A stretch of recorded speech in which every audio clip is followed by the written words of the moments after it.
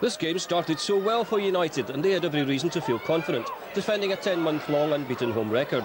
And indeed it looked as if that was to be maintained as Scott Patterson almost turned the ball into his own net, but Kenny Arthur spared his blushes. And Arthur was once again to show why he's dislodged Frenchman David Klein in the Thistle goal as he thwarts Gary Teal. Klein's not just on French leave incidentally, he's been frog-marched out of Firhill by John Lambie, but c'est la vie. Jamie Dolan was to be a feature in this game, and not necessarily for the right reasons. He catches the eye, if not the target, with his long-range chance, but he was to be heavily involved in the game later.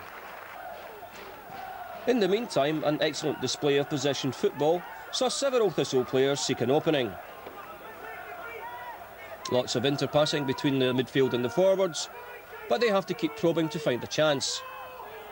John Lambie can be heard exhorting his players to go wide to get behind the air defence, but the ball eventually finds its way out to the left of the United box. A clever back heel, and Alan Archibald hits a high, wide and not particularly handsome effort. And now back to Jamie Dolan. Judge for yourself if he's on the receiving end of a thump here from James Grady, or was it a case of handbags at close quarters? The ref thought the former, and Grady got his marching orders, although he seemed strangely reluctant to leave, and had an opinion or two to offer on the way. Let's have another look. Was it or wasn't it an elbow? The referee seemed to be convinced it was, and off he went. United were by this time a bit disgruntled, so the scene was set for a bit of payback, and Dolan again was on the receiving end of some rough justice, this time from Grady's striking partner, Eddie Anand. A yellow for him. The difference in numbers of on-field personnel was to turn the match. United struggled to cope with Thistle's forward play, and in particular the strong running and persistence of Jerry Britton, as he forces a path down the left. Nelson did well to get to Britton's cross, but it spilled to Lennon.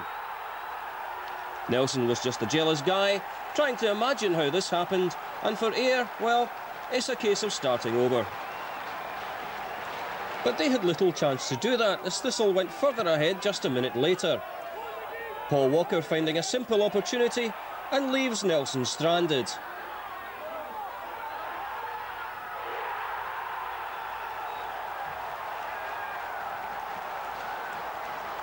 Ayer's depleted defence stretched to the limit, and Walker does well to put the game beyond doubt. Ayr did have a final flurry with one rightly disallowed goal and a thumping shot from Paul Sheeran, the nearest they came to scoring. United now in third bottom place, Thistle maintaining their challenge. I think the turning point really, and I know it's early to say that, was that the player that got sent off. A lot of people look at it that way, but I don't look at it that way, because any time we've played against 10 men we've got beat. Yeah, you've got a pretty poor record against 10 men. That's the first time for a long time you've managed to overcome it. Yeah, that's right. As I say, I thought we had too much of the ball at times.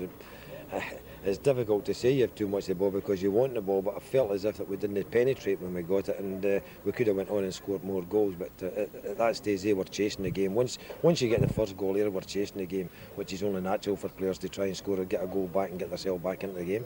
I start off at home with a very attacking team with two wide men. And they've got a very strong wind at their back, and if you're thinking we're getting it 0-0, then we can go and have a real go in the second half. But obviously with Grady getting sent off, I've got to take one of my attackers off. Instead of being an attacking team, I've become a defensive team, and it worked against us, and we've lost two bad goals in our point.